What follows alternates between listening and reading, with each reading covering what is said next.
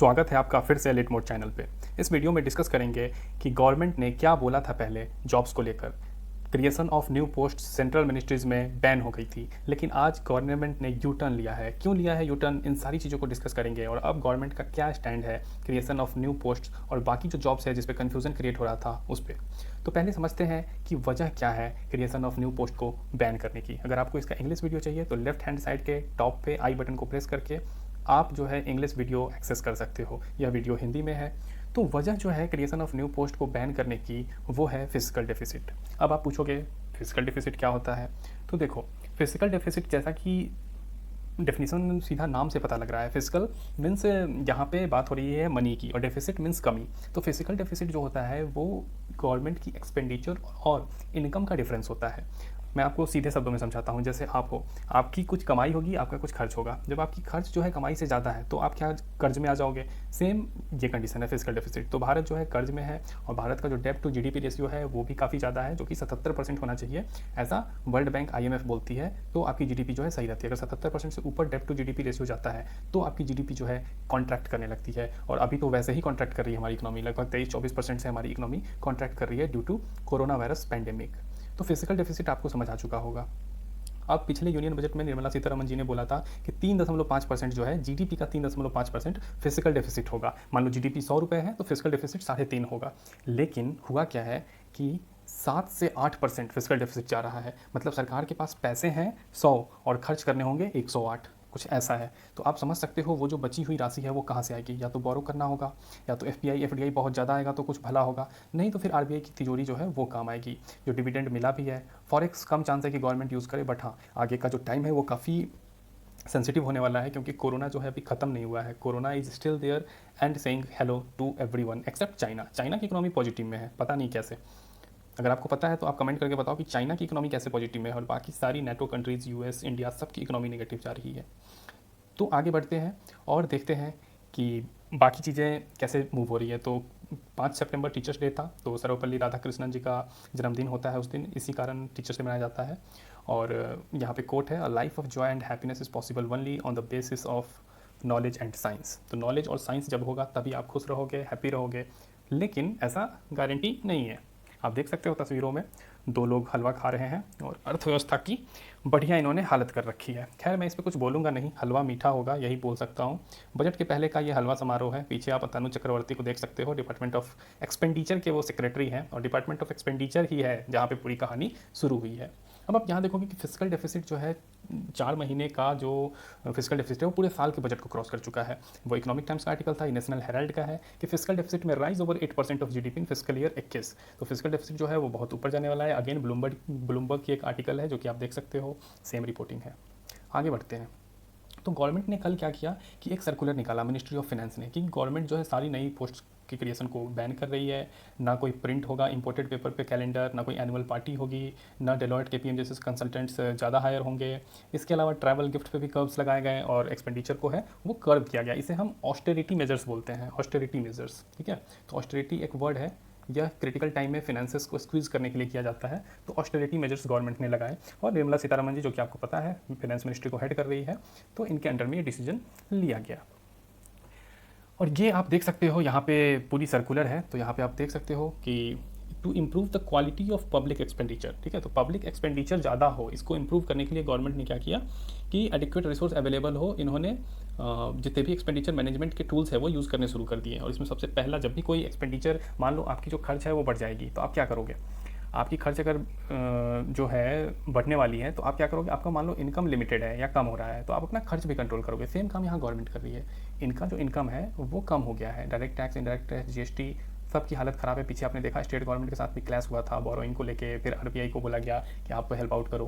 तो कुल मिला के गवर्नमेंट स्ट्रेस में है। तो सबसे पहली चीज़ होती है HR कॉस्ट। तो यहाँ पे इन्होंने सबसे पहले ह्यूमन रिसोर्स को ही अटैक किया है और यहाँ पे बोला है कि नए क्रिएशन ऑफ पोस्ट ना हो। तो सिलसिलेवार तरीके से देखते हैं। पहला पॉइंट जो है इसमें इन्होंने बोला है कि बुक्स, पब्लिकेशन, डॉक्यूमेंट एक्सेट्रा जो है ये प्रिंटिंग नहीं होनी चाहिए।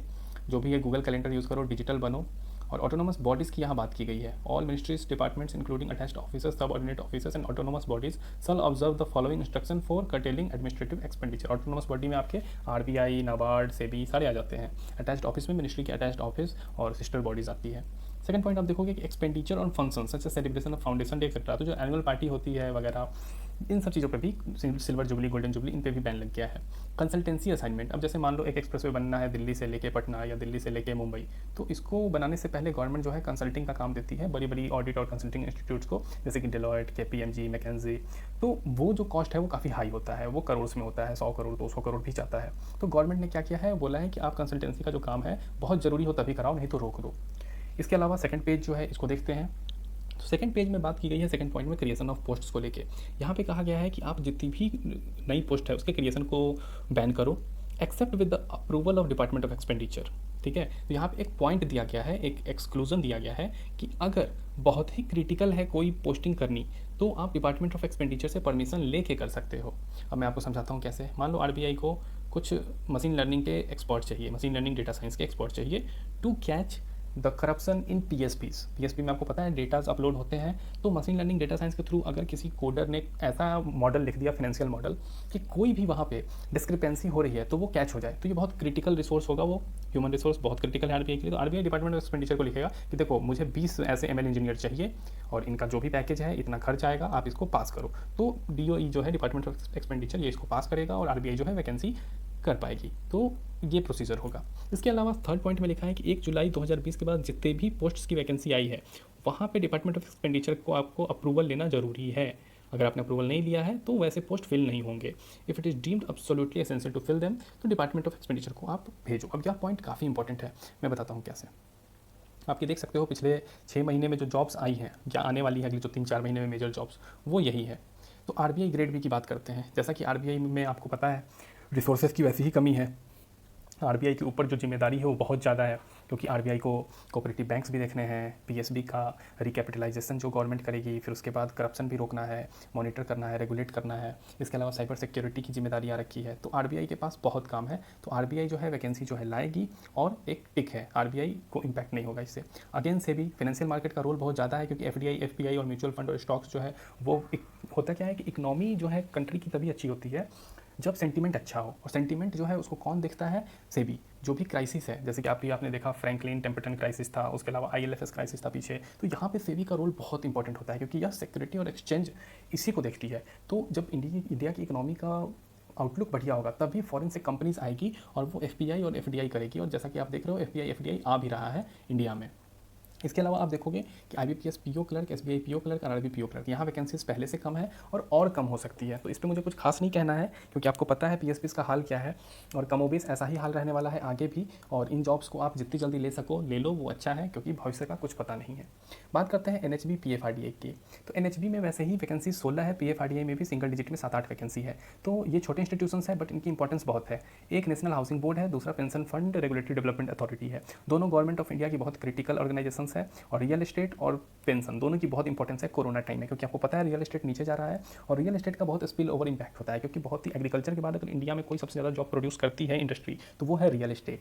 तो NHB की जिम्मेदारी है कि जो रियल एस्टेट के स्टॉल्ड प्रोजेक्ट्स है उसको चालू कराना, उसको रीफाइनेंस करने के लिए जुगाड़ करना। इसके अलावा PFRDA की जिम्मेदारी है कि जो भी पेंशन वगैरह के फंड है उसको प्रॉपर तरीके से मैनेज करना, ताकि वो ग्रो करते रहे, ताकि जितना किसी को आश्वासन दिया गया है उतना पेंशन मिल पाए। तो यहाँ पे भी वैकेंसीज पे असर नहीं पड़ेगा। IBPS स्पेशलिस्ट अफसर जैसे कि लीगल, IT, फाइनेंस, यहाँ पे वैकेंसी जो है कम होगी, लेकिन होगी, क्योंकि इनकी रिक्वायरमेंट अब इनको और ज़्यादा होगी, क्योंकि टाइम ख़राब है।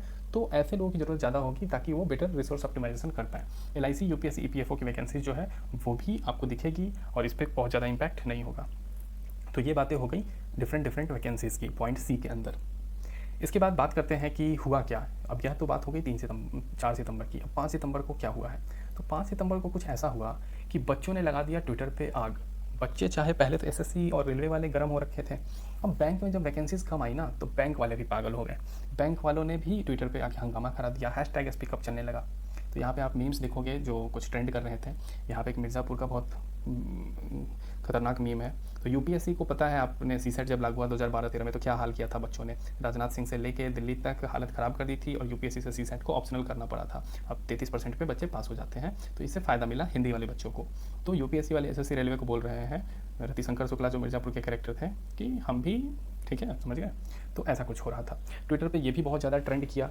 ये वैकेंसीज आप देख सकते हो पिछले 10 साल की कि क्या यहाँ पे हुआ है गड़बड़ झाला। तो वैकेंसीज आप देखोगे SSC CGL में 16,000 से घट के 8,000 रह गई है, और IBPS PO में 22,000 से घट के 1,100 रह गई है, और क्लर्क में जो वैकेंसी थी वो भी 1,100 के आसपास है। तो आप देख सकते हो सीटें कितनी कम है, और टोटल जो जॉब्स है वो भी बहुत कम हो गई है। तो इसको लेके बच्चे आग बबूला थे और किसी को नहीं छोड़ा बच्चों ने। और ये मेम भी बहुत वायरल गया, जिसमें निर्मला जी बोल रही है कि रेलवे बेच दूंगी, एयरपोर्ट बेच दूंगी। रेलवे आपको पता है प्राइवेटाइज हो रहा है, काफ़ी सारे स्टेशन और आगे भी प्लान्स हैं। एयरपोर्ट आपको पता है अडानी जी को मिल गया है। LIC से डिसइन्वेस्टमेंट कर रही है गवर्नमेंट डीपम के थ्रू अपना वो मीट करने के लिए जो फिजिकल डेफिसिट है। ये फिजिकल डेफिसिट मीट करने का दो ही तरीका है, बोरोइंग करो, डिसइन्वेस्टमेंट करो, और टैक्स का कलेक्शन इंक्रीज़ करो। RBI भी हेल्प करती है। बैंक्स बेच दूंगी, बिक रहे हैं बैंक्स, IDBI बिक गया, बाकी PSP। तो निर्मला जी यहाँ बोल रही है कि तू क्या पढ़ रहा है, तुझे भी बेच दूंगी। और ये एस्पिरेंट को बोला जा रहा था। ये काफ़ी टॉन्टिंग मीम है, और इन मीम से मुझे किसी की भावनाओं को ठेस पहुंचाना मकसद नहीं है, बस this are just for fun. और यहाँ पे वी ऑल्सो सपोर्टेड एस्पिरेंट्स की keep trending this light mode .in to aspirants on Twitter. जैसा चल रहा है वैसा चलने दे, कुछ ना कुछ नतीजा निकलेगा। तो चलता रहा ट्विटर पे, हैशटैग मिलियंस में ट्वीट्स आए, करोड़ों में ट्वीट्स आए। उसके बाद रिजल्ट जो है वो भी आया। तो अभी आप आगे देखोगे कि रिजल्ट क्या आया है। तो रिजल्ट जो है वो बहुत बढ़िया आया, और ये मीम्स आप देख सकते हो कि NTPC में 2.5 करोड़ बच्चों ने जो वैकेंसी है वो फिल की। इसके अलावा SSC में 50 लाख, इतनी नौकरियां गई, बेरोजगार इतने लोग हैं, और मीडिया जो है कहीं और फोकस कर रखी है। तो ये काफ़ी क्रिटिकल एनालिसिस है मीम्स के थ्रू।